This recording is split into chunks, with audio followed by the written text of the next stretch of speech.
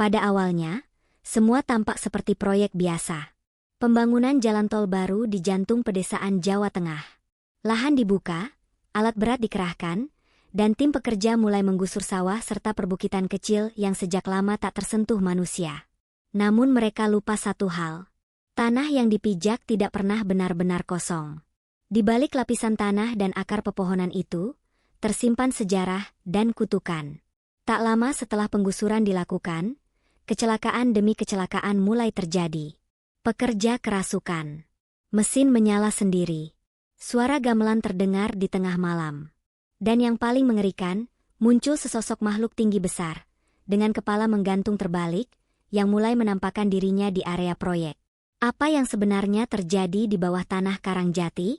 Siapkan dirimu. Jangan pernah membayangkan bahwa semua jalan menuju kemajuan bisa dibuka tanpa mengorbankan apapun. Karena ketika paku emas tercabut dan kepala para tumbal tidak lagi terkubur tenang, maka mereka akan datang menuntut yang belum dibayar.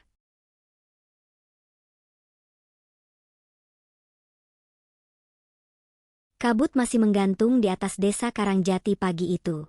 Bukan kabut biasa, melainkan kabut basah yang menempel di kulit dan menyusup ke dalam pakaian, membuat siapapun merasa dingin bahkan ketika matahari mulai muncul malu-malu di balik barisan bukit. Di lahan bekas sawah yang kini sudah berubah jadi hamparan kerikil dan lumpur, mesin-mesin berat berderak. Proyek tol baru yang menghubungkan jalur utama Semarang, Batang Tengah dimulai. Beberapa barak berdiri sementara, catnya sudah mulai pudar meskipun belum sebulan dibangun. Alat-alat berat terparkir di pinggiran lokasi, sebagian menyala, sebagian tampak membisu seperti enggan ikut bekerja. Ragil Saputro berdiri dengan tangan di pinggang. Tubuhnya tegap, kulitnya terbakar matahari, dan luka lama di pelipis kirinya masih tampak samar. Ia dikenal sebagai mandor yang disiplin, tidak banyak bicara, dan paling anti dengan hal-hal mistis. Baginya, semua bisa dijelaskan dengan logika dan mesin. Pak Ragil, tanah di pojok sana udah bisa digali, ujar Jaka Wirana, operator ekskavator. Tubuhnya tinggi besar, rambut ikalnya basah oleh embun, dan ia membawa rokok kretek yang belum sempat disulut. Ragil menoleh ke arah barat daya, ke sebuah pojokan lahan yang dibatasi pohon trembesi tua. Akar pohon itu menyembul keluar, menjalar ke permukaan tanah seperti tangan-tangan yang menggeliat minta dilepaskan. Di balik pohon itu, ada sendang kecil, kolam alami yang airnya bening kehijauan, dikelilingi batu hitam dan lumut tebal. Warga menyebutnya Sendang Wungkal. Tempat itu sudah puluhan tahun tidak disentuh siapapun. Bahkan anak-anak desa dilarang bermain di sana. Gali aja langsung. Jangan banyak mikir, jawab Ragil dingin. Tapi katanya itu dulu tempat kuburan, Pak. Suara Jaka mengecil. Warga sini percaya ada penjaganya. Ragil menatapnya tajam. Ini proyek pemerintah. Kalau semua didengerin omongan orang desa, jalan tol ini gak bakal jadi sampai lebaran kuda. Belum sempat Jaka menjawab, suara pelan dari arah kabut menyela. Nak Ragil? Seorang pria tua muncul dari balik pohon. Rambutnya putih panjang, tubuhnya dibungkus kain batik dan jaket lusuh. Ia berjalan pelan, langkahnya ringan tapi mantap. Itu Pak Kasrin, juru kunci Sendang Wungkal, satu dari sedikit orang tua yang masih tinggal di desa itu. Hentikan dulu pekerjaan ini. Sebelum kalian mulai, pamitlah dulu. Berilah sesajen. Beritahu mereka yang sudah lebih dulu ada di sini. Ragil menghela napas, lalu tertawa kecil. Pak Kasrin, saya ngerti Bapak orang lama. Tapi ini bukan zaman keris dan dupa. Ini proyek modern. Waktu kita nggak banyak. Pak Kasrin hanya menatapnya lama, lalu meletakkan satu bungkusan kecil di atas tanah, berisi bunga 7 rupa dan segenggam tanah dari Sendang. Kalau kalian menggali tanpa izin, mereka akan bangun. Dan kalau sudah bangun, tak ada yang bisa menidurkan kembali. Ragil memberi aba-aba. Ekskavator menyala. Jaka, dengan wajah ragu, mulai mengarahkan lengan baja mesin ke tanah di dekat pohon. Gigi ekskavator mencabik permukaan tanah. Suara retakan pelan terdengar seperti mencabik tulang yang rapuh. Lalu semburan bau busuk keluar dari perut bumi, baunya seperti bangkai dicampur tanah basah dan darah lama. Jaka langsung mematikan mesin. Bau apa ini, Pak? Ragil mengangkat bahu. Paling bangkai tikus. Kerja lagi. Sementara para pekerja mulai meratakan tanah, Wiwit Ayu Lestari duduk di dalam barak, merekam suasana pagi untuk dokumentasi harian. Perempuan muda itu mengenakan masker kain, rambut hitam panjangnya dikepang satu, dan matanya tajam di balik kacamata bulat. Ia bertugas mendokumentasikan kegiatan proyek dan mengurus administrasi harian. Wiwit memperbesar zoom kameranya. Ia merekam alat berat yang bergerak, lalu pohon terembesi, lalu sendang. Tapi saat ia merekam sendang, muncul siluet seseorang berdiri di tepi air. Tinggi, kurus, rambutnya panjang menutupi wajah. Siapa itu? Gumam Wiwit, lalu ia hentikan perekaman. Saat diperiksa ulang, siluet itu tidak muncul dalam rekaman. Hanya air tenang dan batu berlumut. Malam harinya, barak terasa dingin meskipun cuaca tidak hujan. Angin bertiup pelan, membawa bau dupa samar entah dari mana. Wiwit sedang memindahkan file ke laptop ketika speaker mengeluarkan suara aneh. Gamelan. Pelan, seperti dimainkan sangat jauh. Suara Kenong dan Saron berpadu seperti iringan untuk tari bedhaya. Padahal tidak ada file musik di laptopnya. Wiwit menoleh keluar jendela. Dari arah sendang, ia melihat cahaya kecil seperti obor melayang pelan, berpindah-pindah. Tidak mungkin itu lampu proyek. Tidak ada genset di arah sana. Ia mencoba merekam, tapi kameranya buram. Layar berkedip-kedip, dan suara gamelan makin kencang. Mendadak, laptop mati total. Lampu barak berkedip 2 kali, lalu mati. Gelap. Dari luar jendela, terdengar langkah pelan mendekat. Berat, seperti seseorang yang menyeret kakinya. Suara napas, lalu suara tawa kecil. Wiwit mundur, mengambil senter, tapi saat ia menyorot keluar, tak ada siapa-siapa. Hanya kabut. Dan jejak kaki basah di lantai barak. Padahal pintu terkunci dari dalam. Malam itu, Wiwit tidak tidur. Ia duduk memeluk lutut hingga pagi. Suara gamelan perlahan menghilang. Tapi sejak saat itu, ia tahu sesuatu sudah berubah di tanah ini.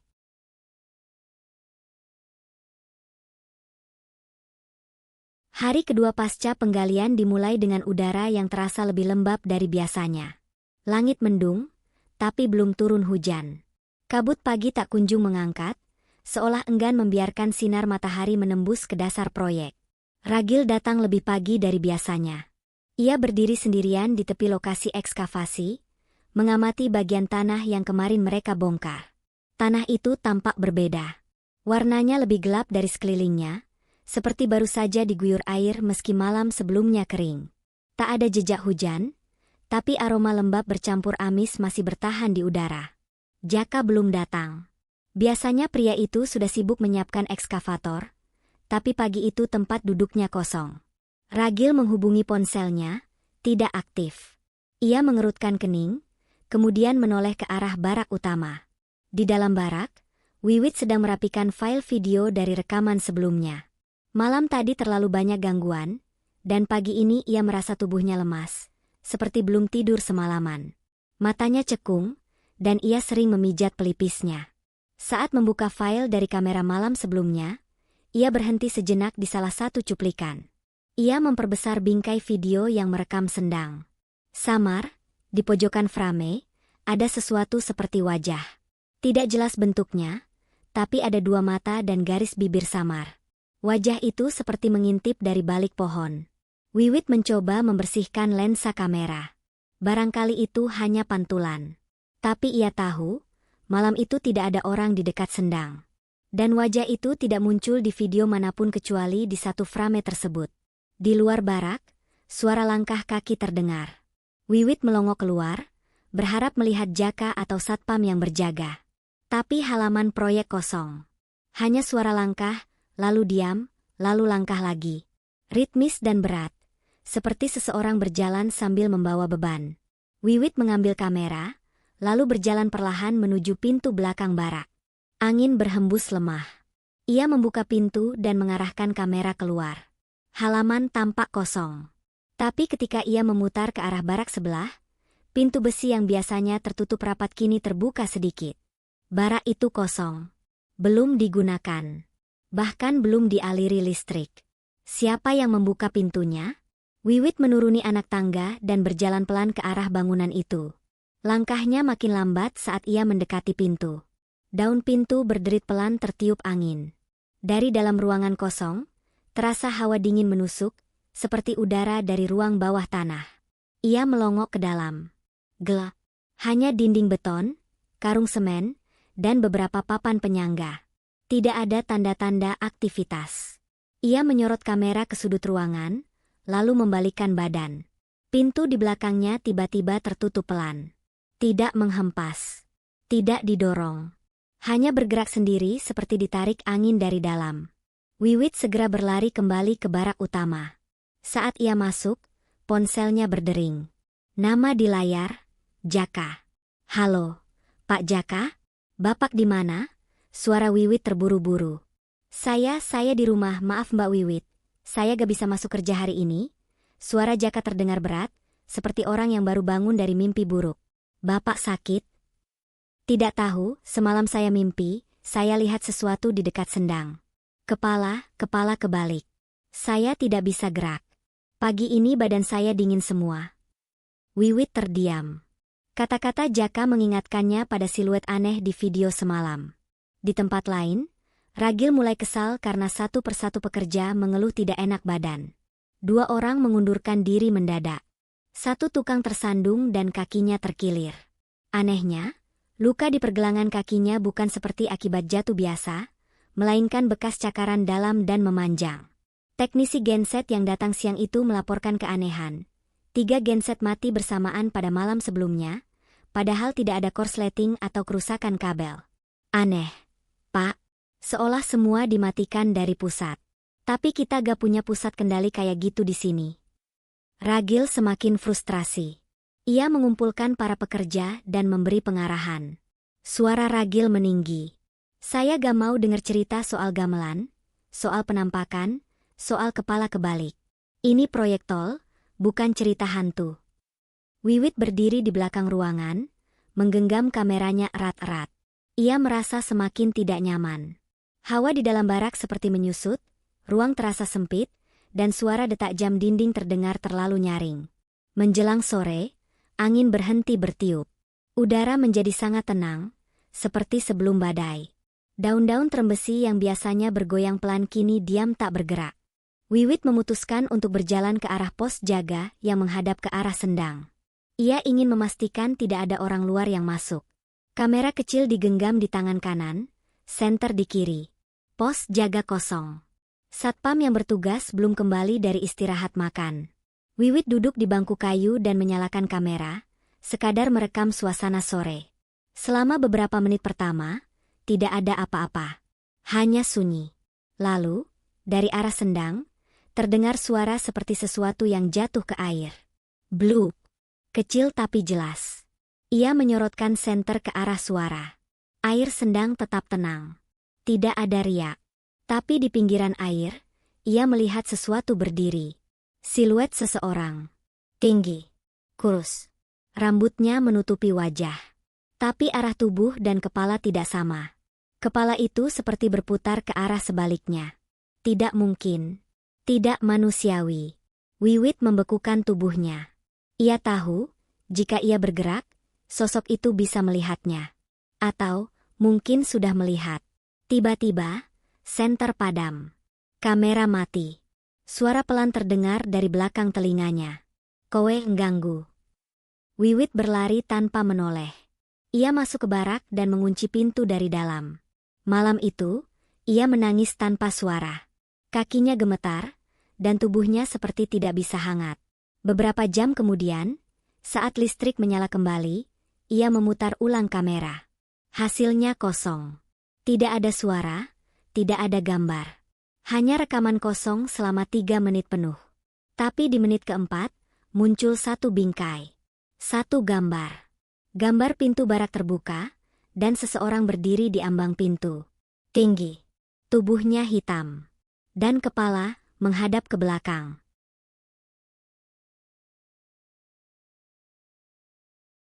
Malam ketiga. Udara di sekitar proyek terasa berbeda. Bukan hanya karena kabut yang makin tebal dan dingin yang menggigit kulit, tetapi karena keheningan yang aneh. Tidak ada suara jangkrik, tidak ada kodok dari sawah sekitar, bahkan suara angin pun menghilang.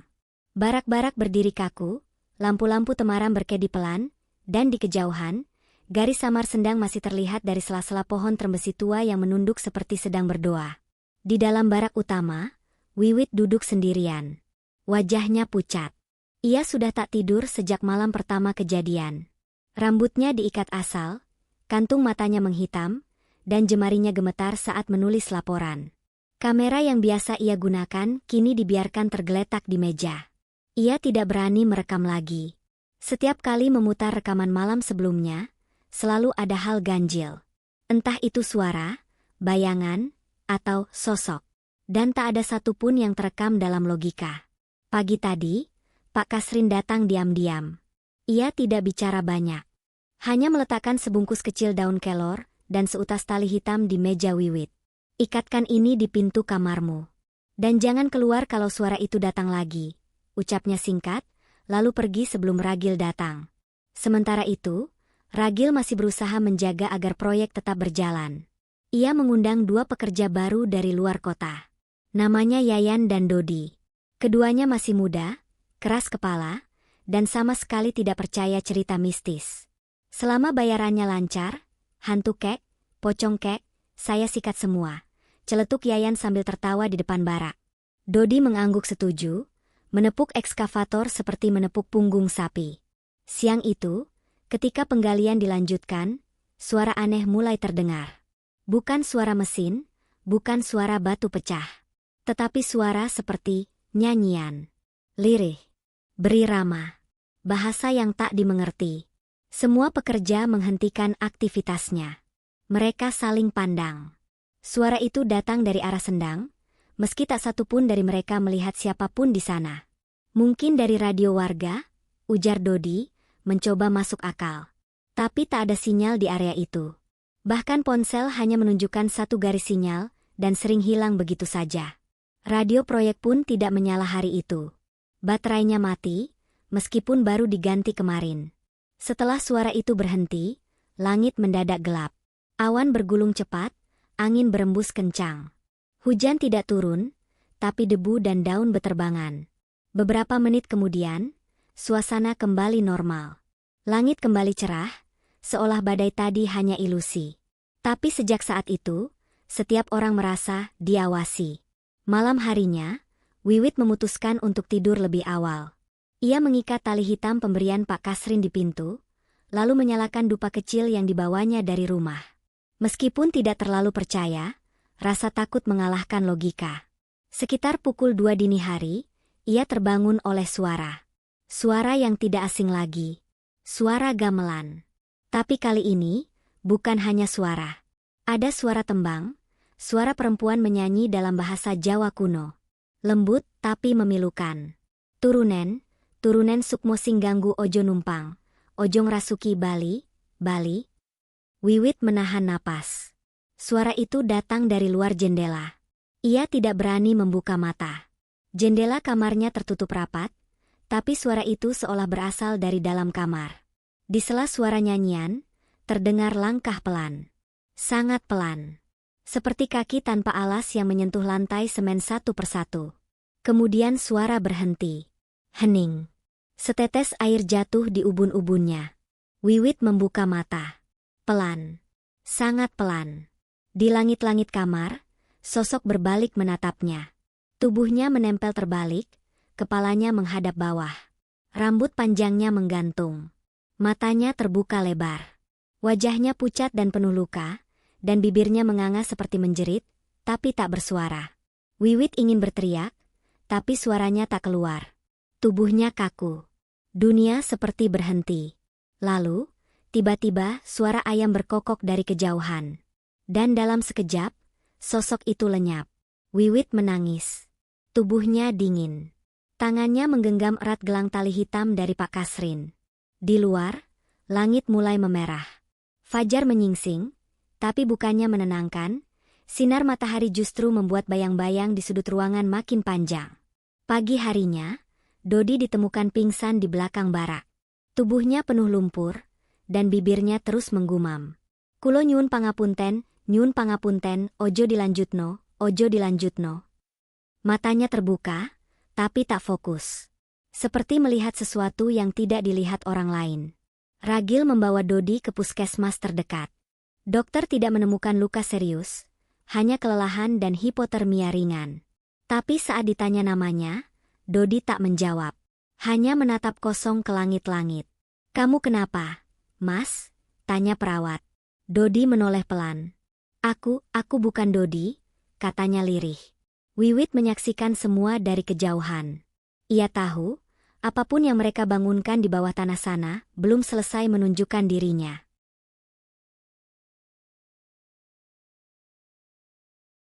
Siang menjelang sore.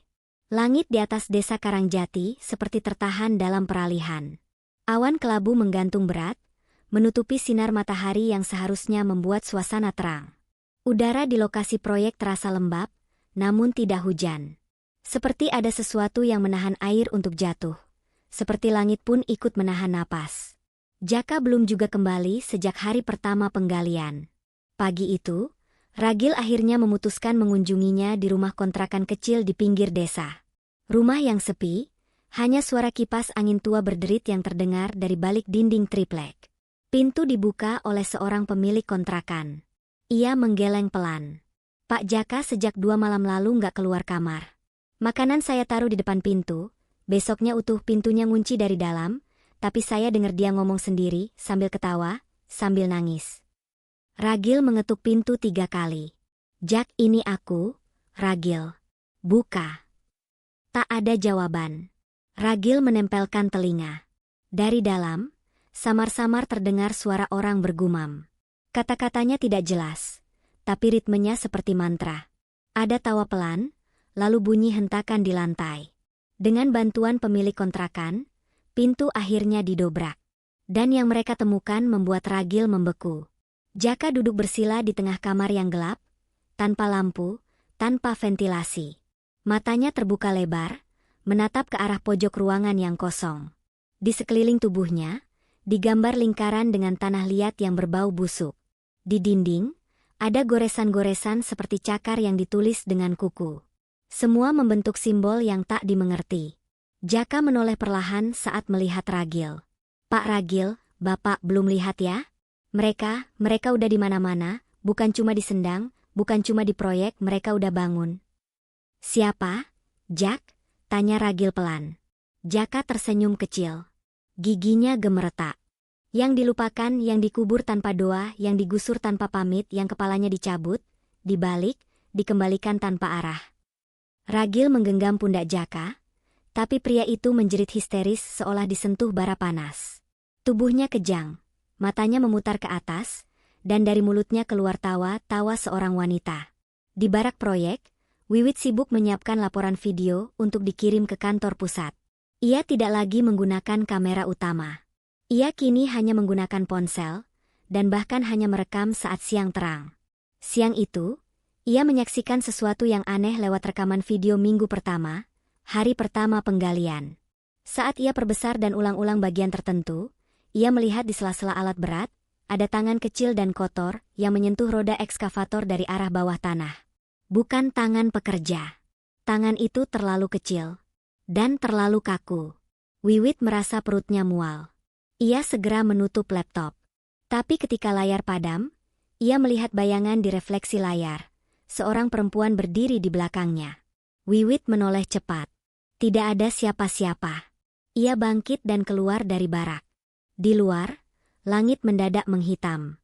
Tapi tak ada hujan. Hanya suara serangga yang tiba-tiba berhenti. Suara dunia seakan dibungkam. Pak Kasrin berdiri di bawah pohon trembesi. Wajahnya tegang.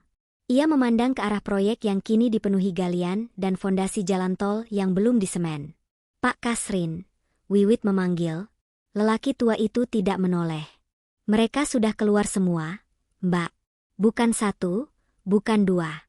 Seluruh tanah ini, dulunya tempat ditanam tubuh yang tidak pernah dikenang. Kuburan massal. Tapi bukan tentara, bukan korban perang. Ini korban persembahan. Zaman dulu, saat jalan dibuka, jembatan dibangun tumbal dikubur di bawah batu pertama. Dan kalian menggali semua itu tanpa mengucap izin. Wiwit menahan napas. Tumbal? Tanyanya pelan. Pak Kasrin menatap langsung ke matanya. Bayi, budak wanita yang dikubur hidup-hidup, kepala yang dipisah dari badan tulang yang tidak pernah dibakar. Semua itu tertanam di sini. Dan ketika tanah dibongkar, ikatan mereka dilepaskan. Malam hari, suara ketukan mulai terdengar lagi. Kali ini dari arah ekskavator yang diparkir. 3 ketukan. Hening. Lalu 3 ketukan lagi. Pekerja yang berjaga malam itu, Yayan, memutuskan mengecek. Ia membawa senter dan berjalan ke arah parkiran alat berat. Di tengah kabut, ia menyinari tubuh ekskavator. Tidak ada apa-apa. Saat ia mendekat, terdengar suara tawa lirih dari dalam kabin. Suara perempuan. Lalu mesin menyala sendiri. Ekskavator bergerak pelan mundur lalu maju, seolah ada yang mengendarainya. Yayan menjerit dan lari ke arah barak. Tapi saat tiba di pintu, tubuhnya terpental seperti menabrak dinding kaca. Ia roboh di tanah dengan hidung berdarah. Wiwit menarik tubuhnya masuk ke dalam. Pintu barak segera dikunci. Dari luar, terdengar langkah kaki sangat berat, seperti kaki besar menyeret beban. Seseorang berjalan di antara barak-barak. Lampu berkedip. Genset mati. Di luar sana, di balik tirai jendela, terlihat sosok hitam tinggi berdiri menghadap ke barak utama. Tubuhnya sangat tinggi, hampir menyentuh atap. Rambutnya menjuntai. Dan kepalanya menghadap ke belakang. Sosok itu tidak bergerak. Hanya berdiri. Menatap. Wiwit dan Yayan tidak bisa berkata apa-apa. Hanya memeluk diri masing-masing. Mereka tahu, malam itu bukan manusia yang mengelilingi barak mereka.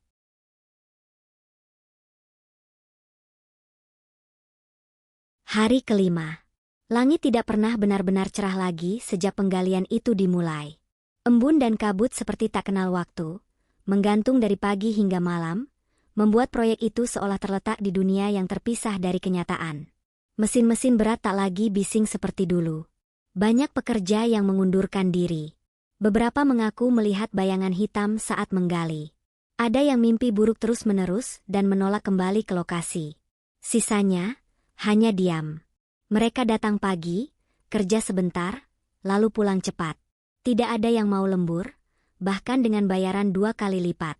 Di tengah kondisi itu, Ragil tetap bersikukuh melanjutkan pembangunan. Baginya, kemunduran adalah bentuk kekalahan terhadap sugesti. Ia percaya, ini semua hanya efek psikis akibat kelelahan.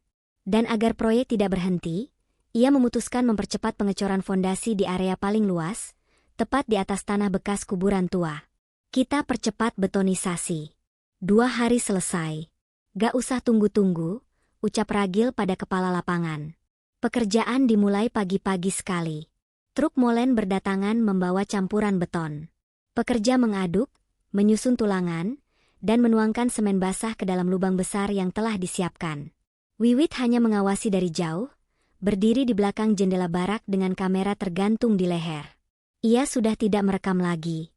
Bukan karena takut, tapi karena sadar bahwa apapun yang direkam tidak akan menjelaskan kenyataan. Malah justru memperburuknya. Saat pengecoran dimulai, tanah di sekitar fondasi tiba-tiba retak. Tidak besar, tapi cukup panjang. Celah itu muncul seperti luka lama yang dibuka paksa. Dari dalamnya, keluar bau amis yang menusuk, lebih tajam dari bau semen basah.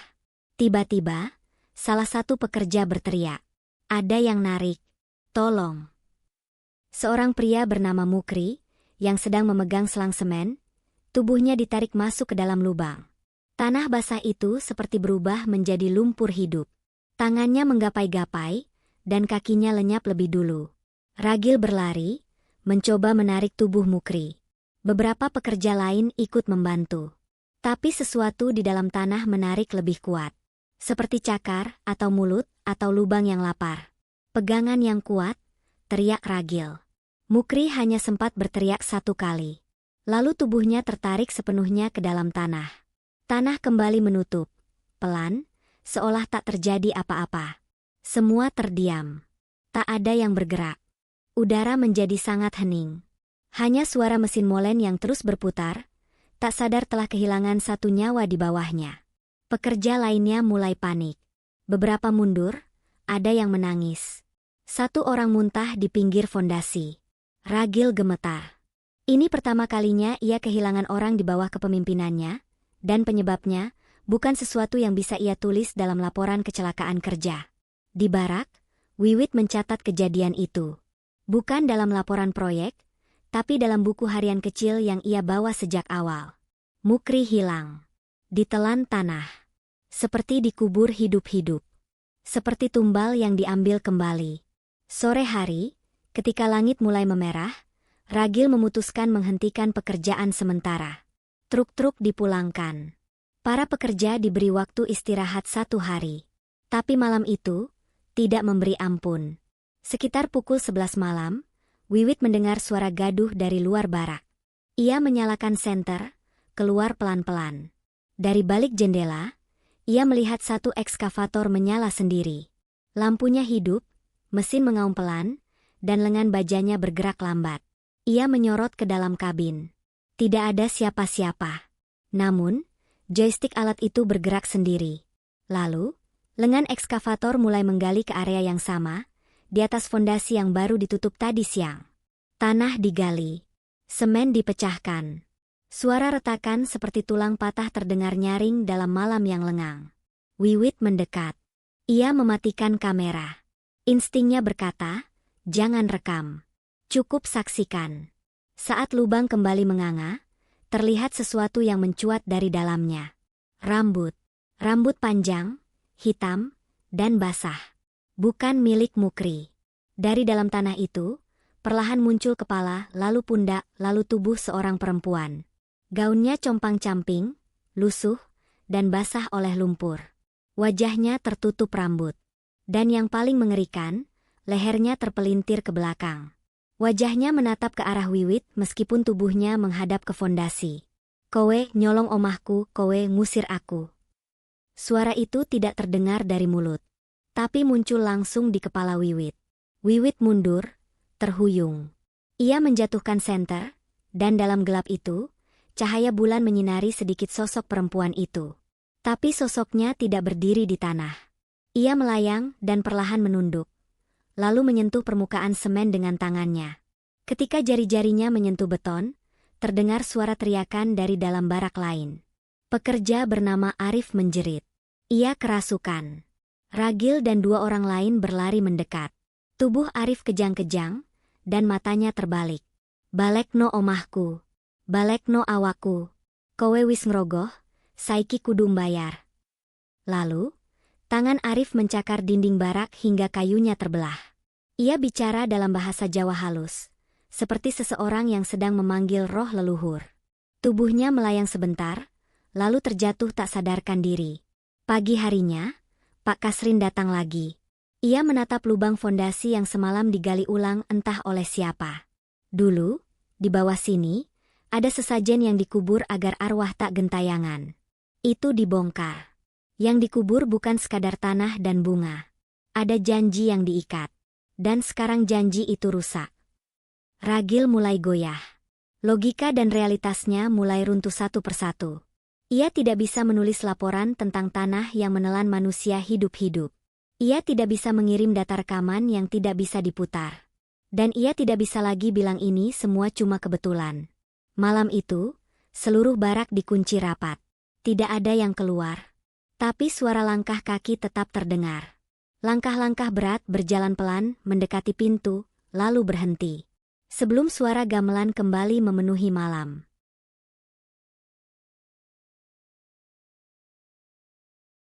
Angin kembali berembus dari arah utara, membawa aroma tanah basah yang tak biasa.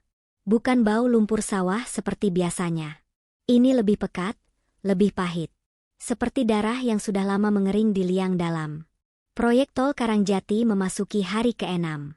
Tapi yang terasa bukan kemajuan, melainkan kemunduran.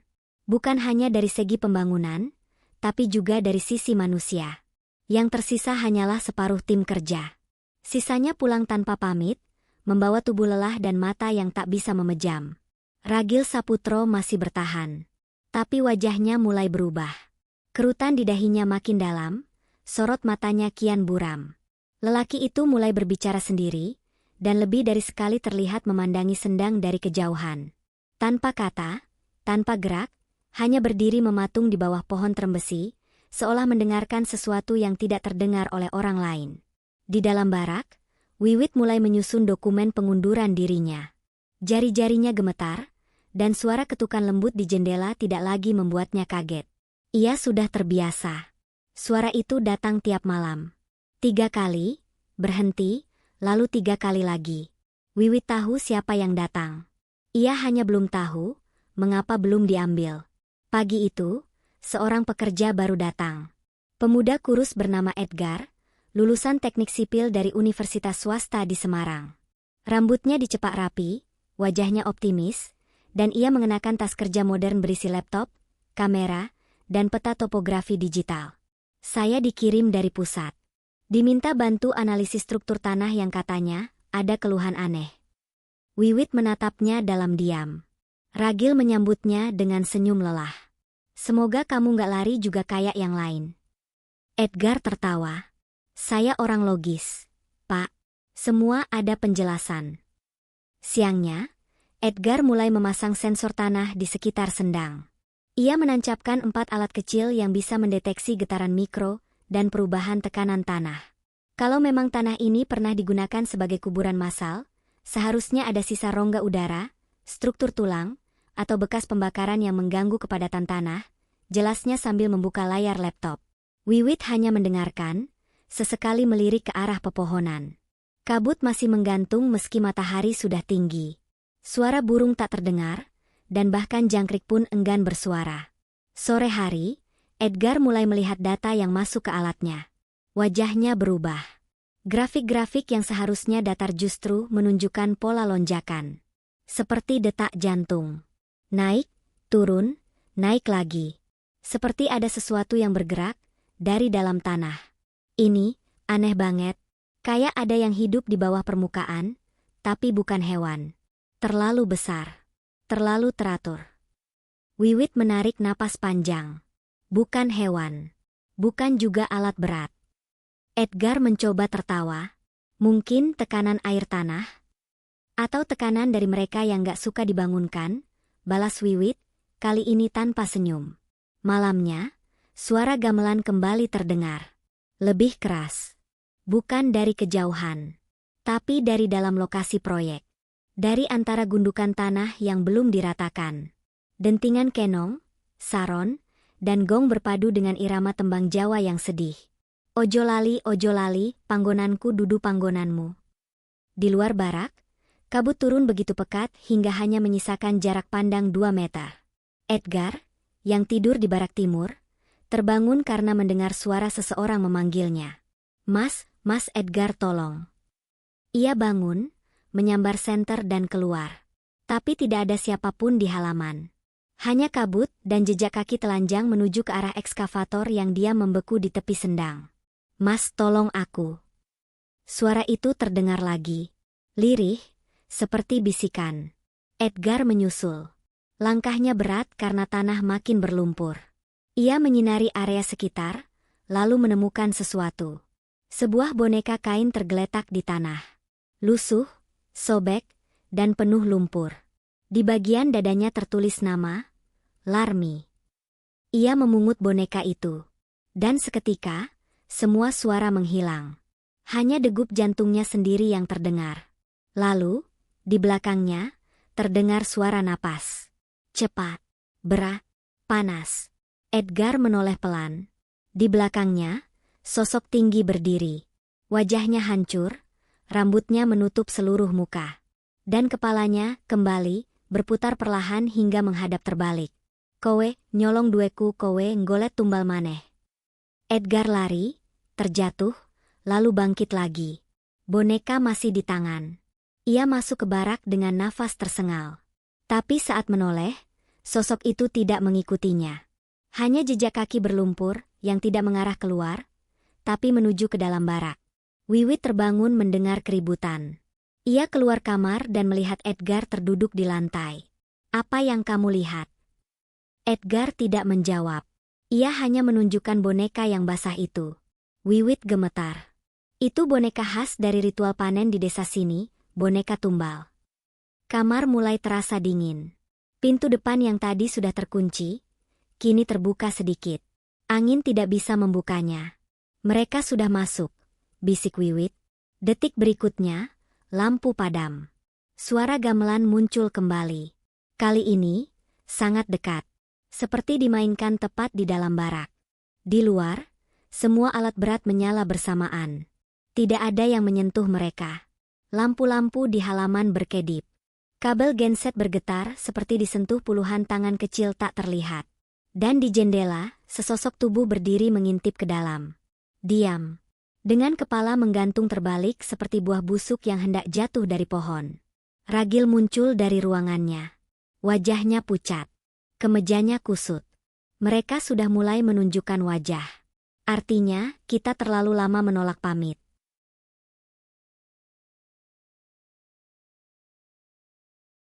Malam itu, setelah listrik padam dan semua alat berat menyala tanpa sebab, suasana proyek tol Karangjati berubah seperti medan perang tak terlihat.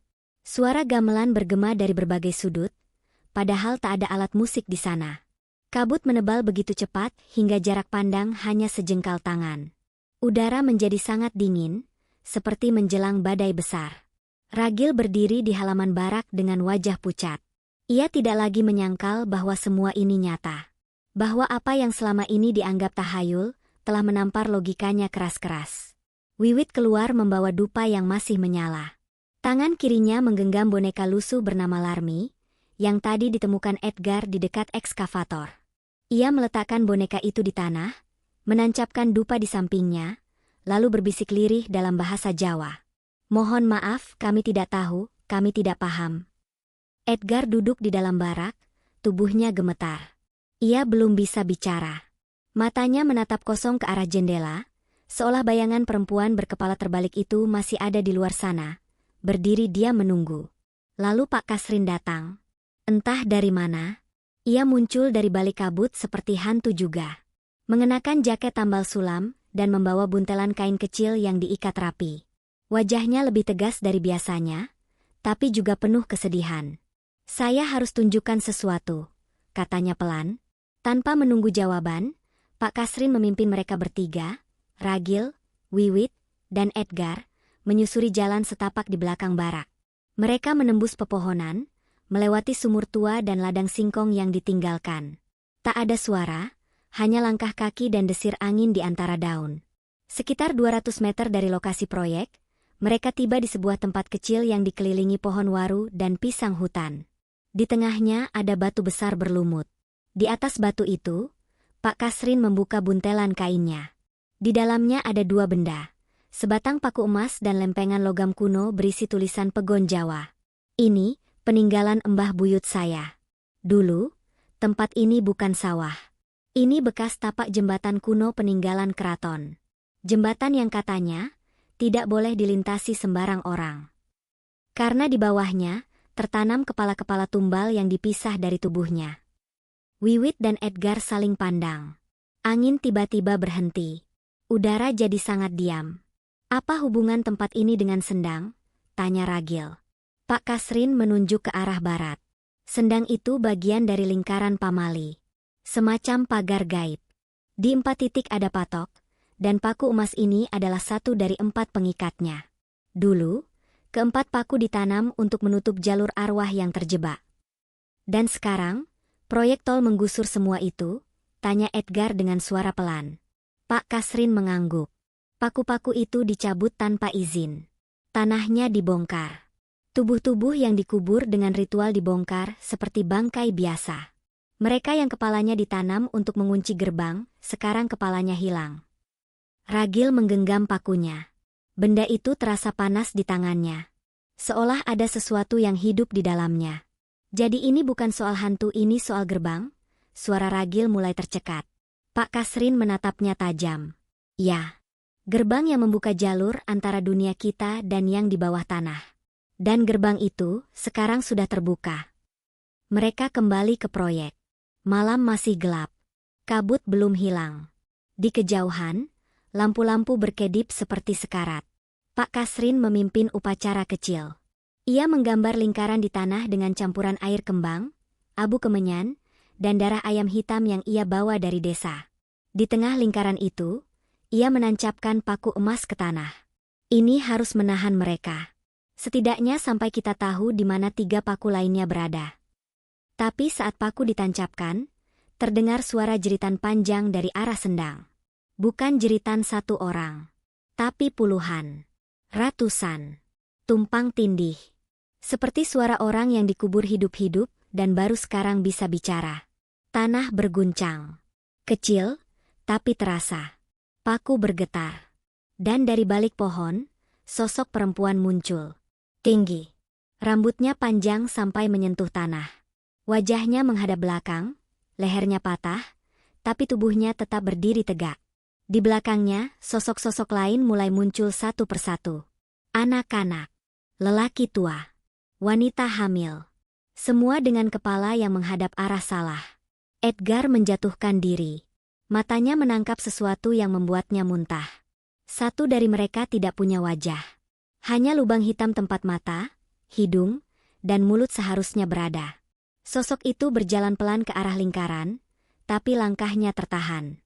Paku emas bergetar makin kencang. Api dupa menyala besar seperti obor. Pak Kasrin menunduk, berseru dengan suara keras. Kembalilah ke tanahmu, janjimu belum lunas. Sosok-sosok itu berhenti. Tidak bergerak. Lalu, satu persatu, mereka kembali masuk ke dalam kabut. Wiwit menangis pelan. Tubuhnya tak bisa berhenti gemetar. Malam itu, barak menjadi lebih sunyi dari biasanya. Tidak ada suara ketukan. Tidak ada gamelan. Hanya suara hujan kecil yang akhirnya turun, untuk pertama kalinya sejak proyek dimulai. Tapi itu bukan tanda bahwa semuanya selesai. Karena paku emas hanya 1 dari 4. Dan tanah masih belum puas.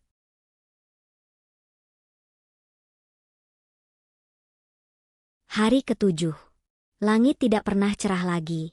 Sinar matahari hanya muncul sebentar lalu kembali hilang di balik kabut yang menebal sejak subuh. Barak proyek terasa lebih pengap dari biasanya, meski kipas angin menyala sepanjang hari. Wiwit duduk di pojok barak, menulis ulang kronologi kejadian yang kini terasa seperti catatan kematian. Edgar masih setengah trauma. Sejak malam sebelumnya, ia tidak bisa tidur. Setiap kali memejamkan mata, ia mendengar suara napas, suara dari tubuh-tubuh yang tak punya wajah, atau dari sosok yang berdiri terlalu tinggi dan terlalu diam. Ragil mengumpulkan sisa tim pekerja. Hanya tinggal 5 orang. Wajah-wajah mereka pucat, mata cekung, dan beberapa dari mereka sudah berbicara sendiri saat malam. Satu orang bahkan memaku pintu kamarnya dari dalam, dan menggantung bawang putih di setiap sudut dinding. "Aku mau pulang, Pak," kata salah satu dari mereka. "Aku sudah mimpi dikubur hidup-hidup, 3 malam berturut-turut. Dan tiap pagi, aku ngerasa badanku makin dingin."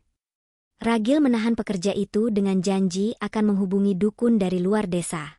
Tapi dalam hati, ia tahu semuanya makin sulit dikendalikan. Pak Kasrin datang pagi itu membawa kabar buruk. Salah satu paku emas ditemukan di pasar loak di Semarang. Dijual sebagai benda antik. Dan sekarang hilang. Paku itu, katanya, dulunya ditanam di bawah pohon besar yang kini menjadi lokasi pengecoran utama. Sejak dipindahkan, lokasi itu jadi titik kekacauan. Tempat di mana Mukri ditelan tanah. Tempat fondasi retak tanpa sebab. Dan tempat yang kini dipenuhi retakan baru, meski belum digali ulang. Jika satu paku saja sudah membuat makhluk-makhluk itu muncul, maka kehilangan paku lainnya akan membangunkan sesuatu yang lebih tua, ucap Pak Kasrin. Wiwit terdiam. Lebih tua dari mereka? Pak Kasrin menatap lurus ke depan. Ada satu yang disebut Sing Embalik, ia bukan roh biasa. Bukan arwah penasaran. Ia kepala dari semua kepala yang tertanam. Yang paling pertama dikubur. Yang tak pernah diakui. Dan yang tak pernah diizinkan kembali. Malam harinya, suara aneh mulai muncul dari lubang-lubang bekas penggalian. Bukan gamelan. Bukan ketukan. Tetapi erangan panjang. Seperti suara orang menggertak gigi, diikuti suara tanah terbelah. Di tengah malam, salah satu pekerja, Pak Ijo, ditemukan berjalan sendirian ke arah Sendang. Matanya terbuka, tapi kosong. Tubuhnya tidak mengenakan baju, hanya celana kerja yang sudah penuh lumpur. "Mas, kamu mau kemana?" tanya Edgar yang kebetulan terbangun. Pak Ijo tidak menjawab. Ia terus berjalan. Edgar membangunkan Ragil dan Wiwit. Mereka mengejar Pak Ijo dengan senter dan obor, tapi pria itu tetap berjalan tanpa menoleh. Saat tiba di pinggir Sendang, Pak Ijo berhenti. Berdiri diam selama beberapa detik. Lalu, perlahan, ia memutar kepalanya ke belakang. Bukan menoleh, tapi memutar. Seperti boneka rusak. Daging di lehernya robek, dan terdengar suara krek yang mengerikan.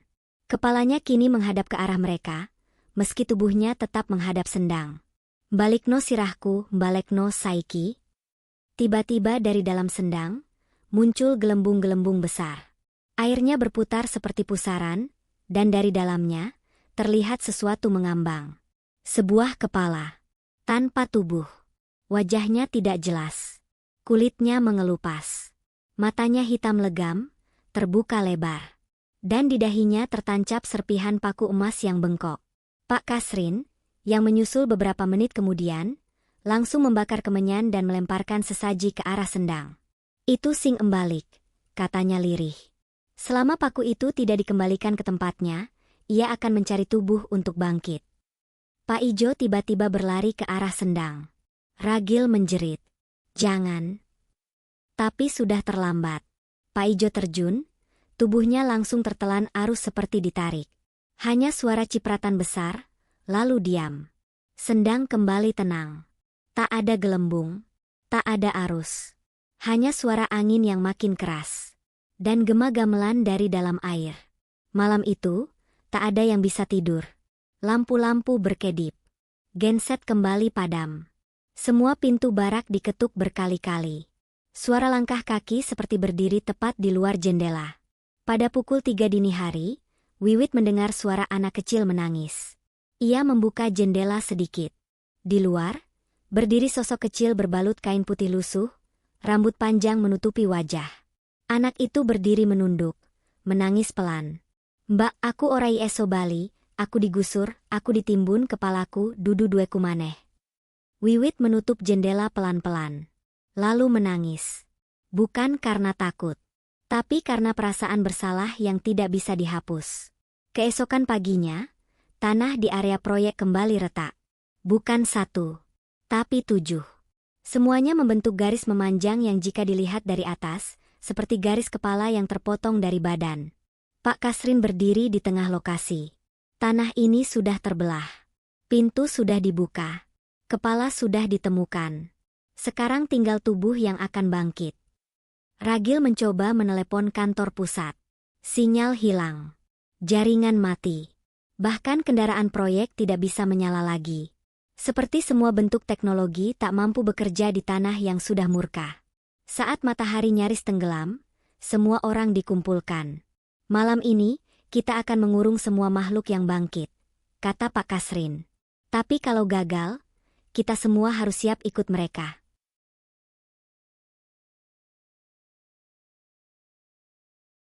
Malam itu, tanah di proyek tol Karangjati terasa seperti bernapas. Bukan cuma bergetar, tapi seolah berdenyut. Seperti ada sesuatu di dalamnya yang sudah terlalu lama dikubur, dan sekarang memaksa keluar. Pak Kasrin menyiapkan upacara pengurungan. Di atas tanah berdebu, ia menggambar lingkaran besar menggunakan campuran abu pembakaran sesaji, serbuk kemenyan, dan darah ayam cemani. Di titik-titik tertentu, ia menancapkan bilah bambu kecil yang diikat janur, lalu menyelipkan lempengan logam kecil bertuliskan aksara Jawa kuno. Wiwit berdiri memegangi obor. Edgar duduk di tepi tanah dengan kepala tertunduk. Setelah peristiwa Sendang dan hilangnya Pak Ijo, pria itu hampir tidak berkata-kata. Ia hanya menggumam. Berulang-ulang. Seperti membaca doa dari dalam kepalanya sendiri. Ragil berdiri paling depan. Tubuhnya kaku, tapi matanya menyala. Bukan karena keberanian, tapi karena keputusasaan. Malam ini, ia tahu, adalah satu-satunya kesempatan untuk menghentikan semua ini sebelum proyek berubah menjadi kuburan massal berikutnya. Malam ini kita tidak bisa kabur, kata Pak Kasrin, suara seraknya lebih dalam dari biasanya. Semua harus hadir. Semua harus lihat. Karena kalau tidak ditutup malam ini, tidak akan ada lagi hari esok untuk tempat ini. Malam turun perlahan seperti kabut hitam pekat. Udara menjadi dingin bukan seperti malam-malam biasanya, tapi seperti hawa kuburan. Daun-daun diam. Jangkrik pun tidak berani bersuara. Hanya suara alat berat yang berderit sendiri, seolah tubuh besinya ikut gelisah menunggu. Saat tengah malam tiba, Pak Kasrin mulai membakar dupa dan kemenyan. Di tengah lingkaran, ia menyalakan api besar dari kayu cendana dan kain kafan yang telah dikeringkan. Dari dalam barak, terdengar suara tangis. Bukan tangis manusia, tapi seperti puluhan, ratusan suara menyatu. Mereka sudah dekat, ucap Wiwit dengan suara nyaris tak terdengar. Dan benar, dari arah utara, muncul satu persatu sosok hitam. Tinggi. Kepala mereka tergantung terbalik, rambut menjuntai ke tanah. Wajah-wajah yang tidak seharusnya hidup. Tubuh-tubuh yang tidak lagi menyimpan jiwa. Mereka berjalan perlahan menuju lingkaran. Kaki mereka tak menyentuh tanah, tapi kabut mengikuti setiap langkahnya. Dari sisi lain, muncul anak-anak kecil. Dengan mata kosong, tubuh kurus, dan tangan mencengkeram potongan-potongan bambu. Mereka tidak menangis, tidak bicara. Hanya diam sambil melangkah ke tengah. Lalu dari balik pohon, muncul sosok itu. Lebih tinggi dari semuanya. Lebih besar. Lebih mengerikan. Ia tak punya wajah. Hanya lubang hitam menganga di tempat wajah seharusnya berada. Lehernya patah, melengkung aneh ke belakang. Dan di dahinya, masih tertancap serpihan paku emas bengkok. Pak Kasrin mulai membaca mantra. Ia tidak membaca keras. Tapi tanah bergemuruh setiap kali ia mengucap satu baris. Yen sirah ilang, awak dudu duekmu. Yen tanah digusur, omahku ora ono. Yen paku dicabut, dalanmu dadi kuburan. Lingkaran mulai menyala. Api membesar. Tapi sosok tanpa wajah itu melangkah masuk. Ia tidak terhenti oleh api. Wiwit menjerit. Pak, dia masuk. Pak Kasrin tetap membaca mantra, lebih cepat, lebih keras. Tiba-tiba, sosok itu membuka mulutnya. Bukan seperti manusia membuka mulut, tapi seperti rahang hancur yang dipaksa membuka ke bawah. Dari dalamnya, keluar suara tawa-tawa perempuan, laki-laki, anak-anak, semua sekaligus. Edgar berdiri. Tubuhnya gemetar. Dia mau tubuh baru. Tiba-tiba ia berlari masuk ke lingkaran, menabrak obor, menerjang api. Ragil meneriakkan namanya, tapi Edgar sudah masuk ke tengah. Tubuhnya membara, tapi ia tidak berhenti. Edgar mendekat ke sosok tinggi itu, lalu memeluknya. Dan berbisik, kembalikan kepala-kepala itu. Ambil aku sebagai ganti. Saat itu juga, seluruh tanah bergetar hebat. Lingkaran api meledak ke atas, membentuk pusaran. Semua sosok berhenti. Lalu satu persatu, mereka kembali mundur. Anak-anak itu menghilang di antara kabut. Sosok tinggi mengeluarkan suara mengerang, lalu runtuh perlahan, seperti bayangan yang larut bersama api. Dan Edgar hilang. Tak tersisa apapun kecuali lempengan paku emas yang kini tergeletak di tengah tanah, utuh kembali. Pak Kasrin cepat-cepat mengambilnya dan menanamkan paku itu ke dalam tanah dengan mantra terakhirnya. Api padam. Kabut terserap ke tanah. Dan untuk pertama kalinya dalam 7 malam, suara jangkrik kembali terdengar. Wiwit terduduk. Ragil menatap tanah yang masih berasap. Tidak ada yang bicara. Semua hanya tahu satu hal. Malam itu, darah dibayar. Dan jalan menuju dunia bawah tanah telah ditutup. Sementara.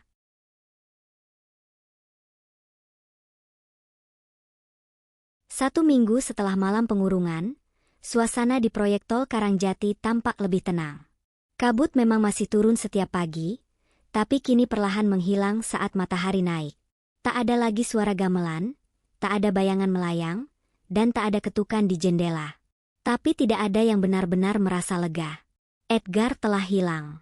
Ia tidak ditemukan. Tidak ada tubuh. Tidak ada sisa baju.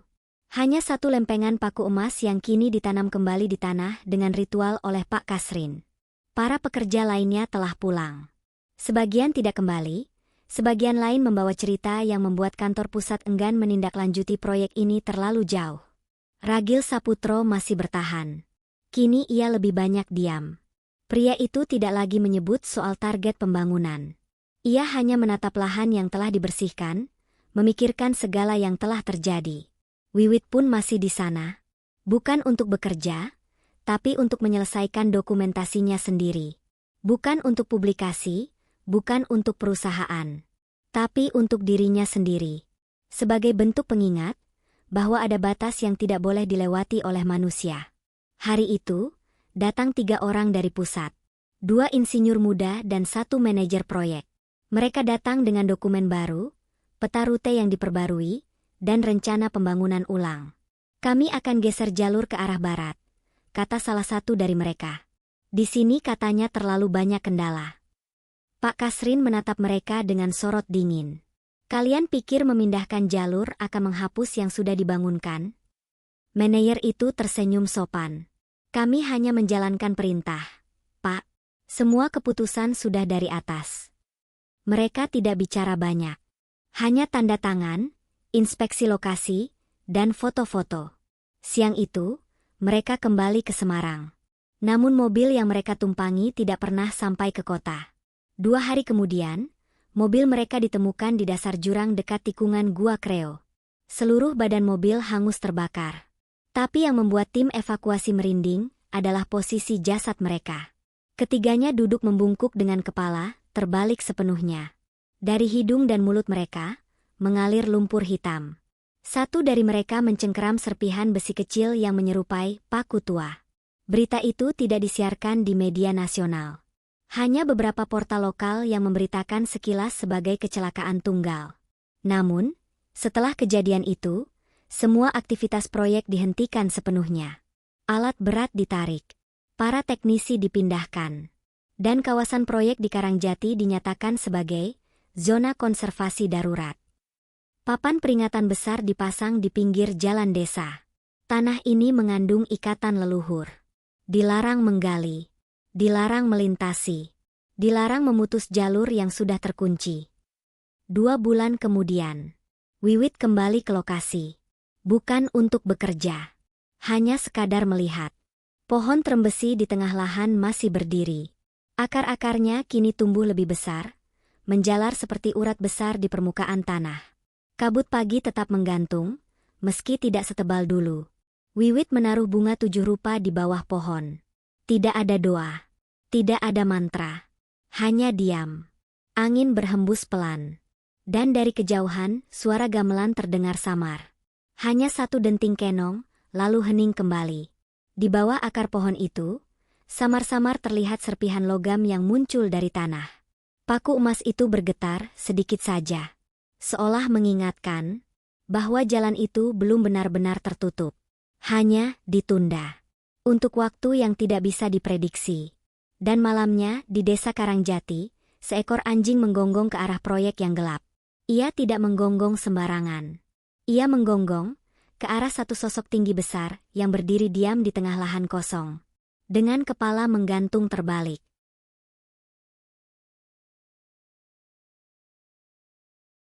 Proyek itu tak pernah selesai. Mesin-mesin dikembalikan. Barak ditinggalkan. Dan jalan tol yang seharusnya dibangun, kini hanya jadi jalur sunyi yang ditumbuhi ilalang dan kisah-kisah bisik dari warga sekitar. Tak ada yang berani melewati lokasi itu lagi. Bahkan sinyal ponsel pun tak pernah muncul di sana. Seolah tempat itu memang sudah dihapus dari peta kemajuan. Tapi tanah tak pernah lupa. Dan mereka yang kepalanya dikubur tanpa tubuh, atau tubuhnya dihancurkan tanpa kepala, akan terus menunggu. Diam. Sampai waktunya tiba.